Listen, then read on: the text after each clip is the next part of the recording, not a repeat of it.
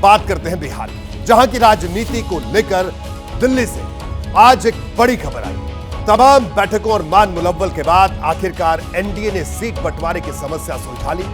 बिहार में कौन सी पार्टी कितने सीटों पर चुनाव लड़ेगी, सबसे पहले आपको यह बता देता हूं कि आखिरकार वो फॉर्मूला क्या है।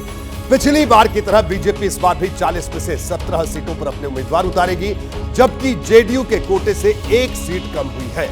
नीतीश कुमार की पार्टी इस बार 16 सीटों पर चुनाव लड़ेगी।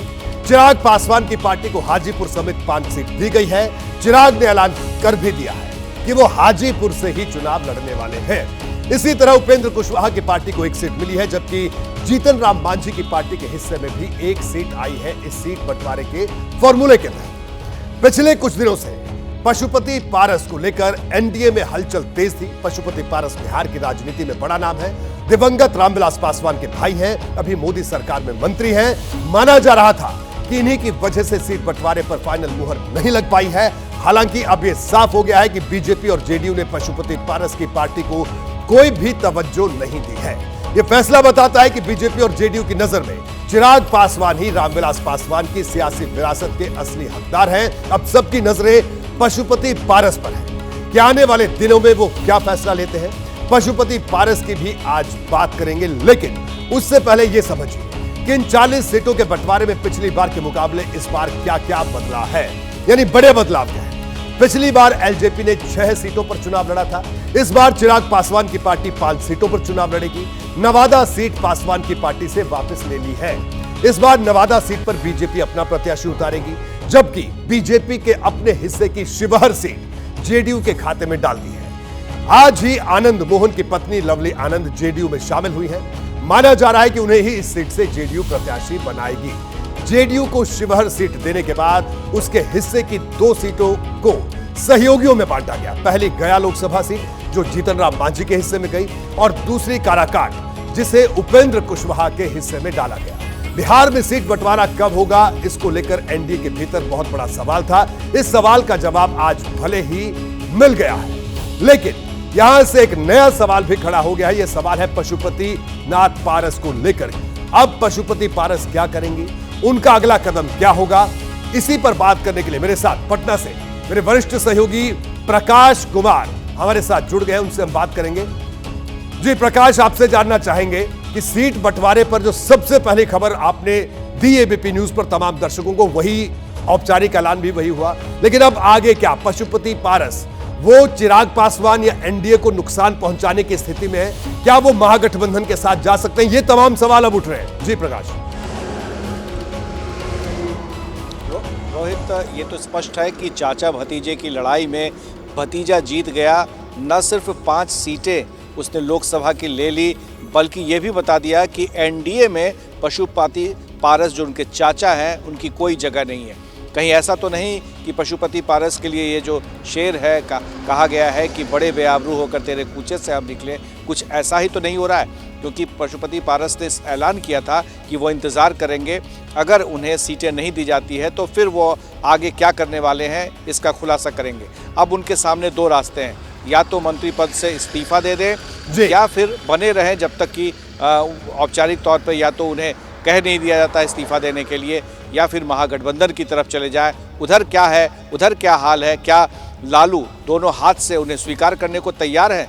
क्या उनके आने से गठबंधन को कुछ फायदा मिलेगा, या एनडीए में नहीं रहने का क्या नुकसान होगा? ये पहले ही प्रकाश मैं आपको रोक रहा हूं। छोटा सा और सवाल नवादा सीट को लेकर। आखिरकार नवादा सीट जो एक बड़ा बदलाव देखा गया आज, तो इसके पीछे क्या दिख रहा है? क्या रहस्य दिख रहा है? क्या सियासी रहस्य दिख रहा है?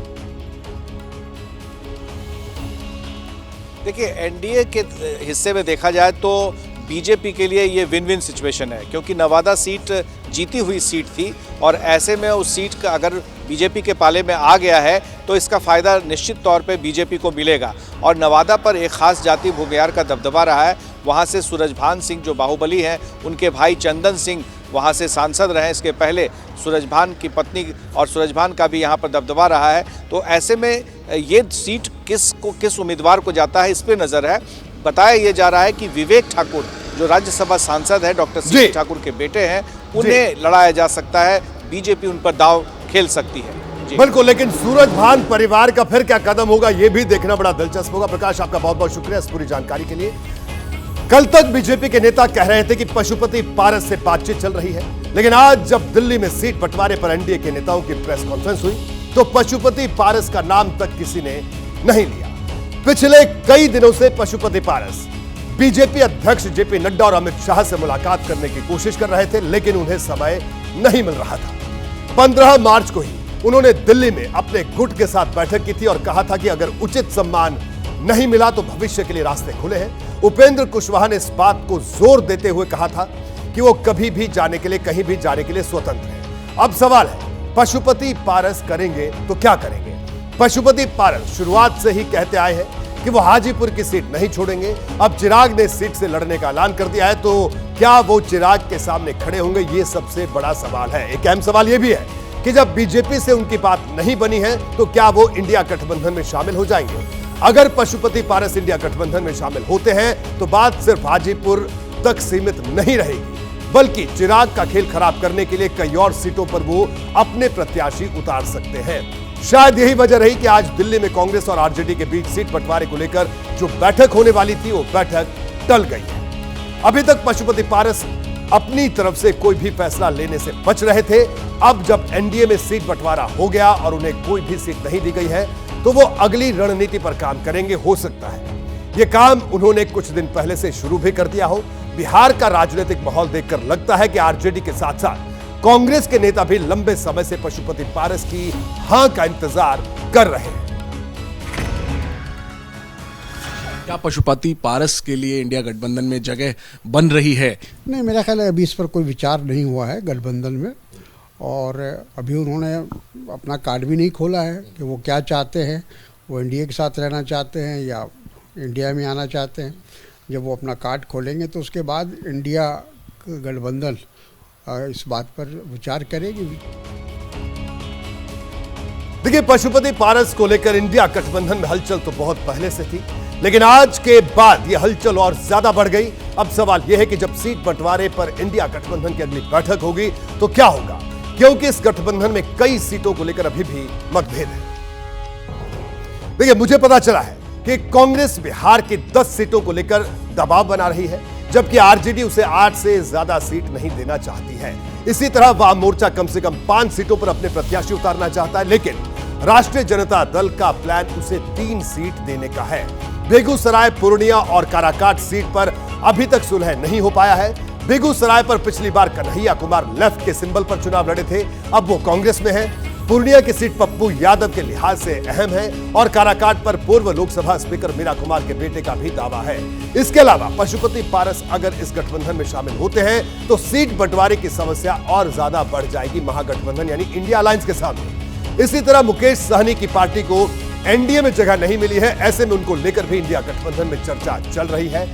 अगर पशुपति पारस और मुकेश सहनी इस गठबंधन का हिस्सा बनते हैं तो परेशानी थोड़ी और बढ़ सकती है। हालांकि माना यही जा रहा है कि इसी हफ्ते में सीट बंटवारे का फॉर्मूला फाइनल कर दिया जाएगा, क्योंकि अब वक्त बहुत ज्यादा नहीं बचा है। वैसे भी कल पशुपति पारस अपने गुट के सांसदों के साथ बैठक करने वाले हैं। इस बैठक के बाद वो प्रेस कॉन्फ्रेंस करेंगे और यहीं से तय हो जाएगा कि उनका अगला कदम क्या रहने वाला है। जैसे ही घड़ी का काटा दोपहर 2:30 पे आए, बबीता जी का दिल सास बहू साजिश के लिए मचल जाए। और ये है इनकी बहू, पूरे दिन ऑफिस की टेंशन हो जाए गॉन जब ये करें अपना फेवरेट शो फ्री टाइम पे ऑन। इनकी तरह आप भी देखिए अपना फेवरेट शो अपने टाइम पर और डाउनलोड कीजिए एबीपी लाइव ऐप अपने स्मार्ट टीवी पर।